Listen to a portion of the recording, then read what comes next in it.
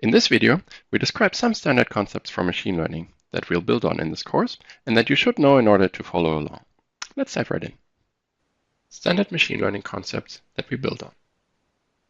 The prerequisites for this course are a good knowledge of linear algebra and a good knowledge of machine learning, as you can, for example, gain in our machine learning course. The first standard concept for machine learning that we'll build on is the machine learning design cycle. So you should know what each of these terms means. Preprocessing, feature extraction and encoding, feature selection, and also evaluation and model selection, and post-processing. Machine learning comes in different forms, namely supervised learning, unsupervised learning, and reinforcement learning, and you should also know what these are. And you should know that there's all kinds of different machine learning methods for regression and classification. In particular, you should know all about linear regression and logistic regression. In particular, for linear regression, you should know how you can solve linear regression for an L2 loss using the normal equations, but you should also know that you can optimize the weights differently, for example, by gradient descent, and that would yield the exact same solutions as when using the normal equations.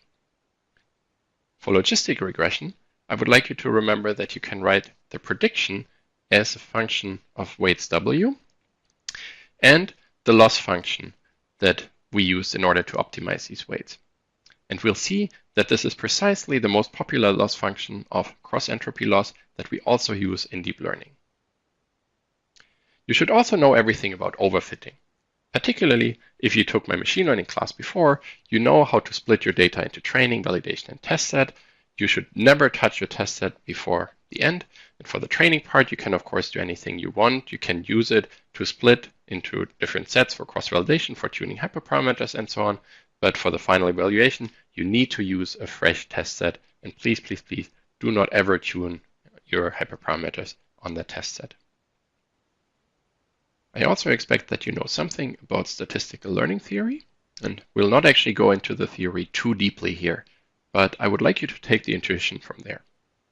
So you should know something about the bias variance analysis, and that you can decompose the expected loss into a bias squared term plus a variance plus a noise, and that with a growing capacity of your model, the bias goes down, the variance goes up, and that there is sort of the sweet spot in between.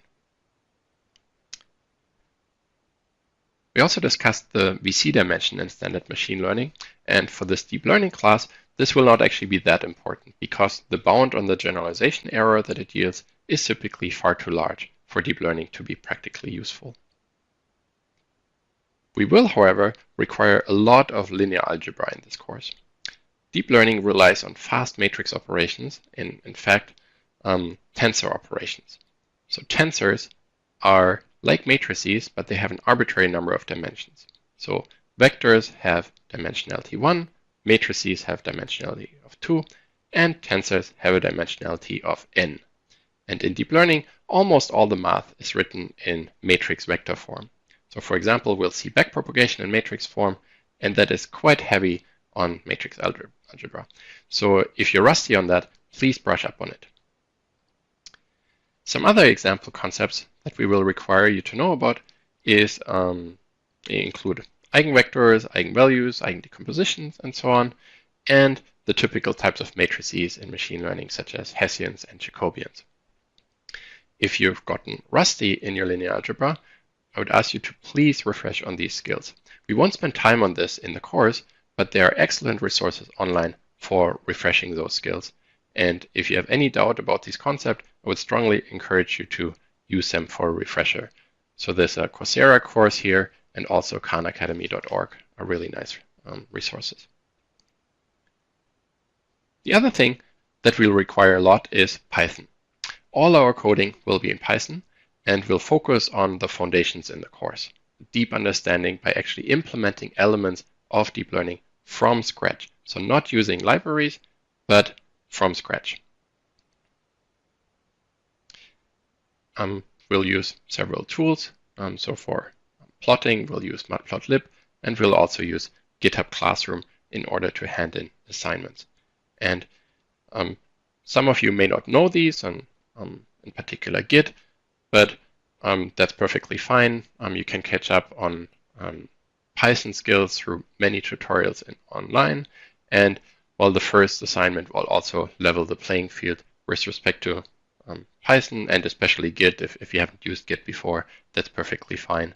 And you'll just pick it up during the course. With respect to Python, you can take the course if you don't know Python yet, but you will have to work harder, especially in the first couple of weeks, in order to get up to speed, and then it'll get easier. But in the beginning, I would, in that case, if you don't know Python, really ask you to push a little bit in the first few weeks in order to get up to speed.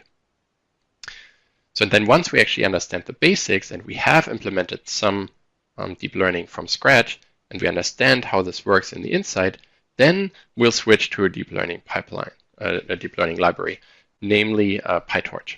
But to be very clear, you do not need to know PyTorch before the course. You will actually learn it during the course. So this brings us to the end of this video, and I'd like to leave you with these questions to think about for yourself. Thank you, and I'll see you in the next video.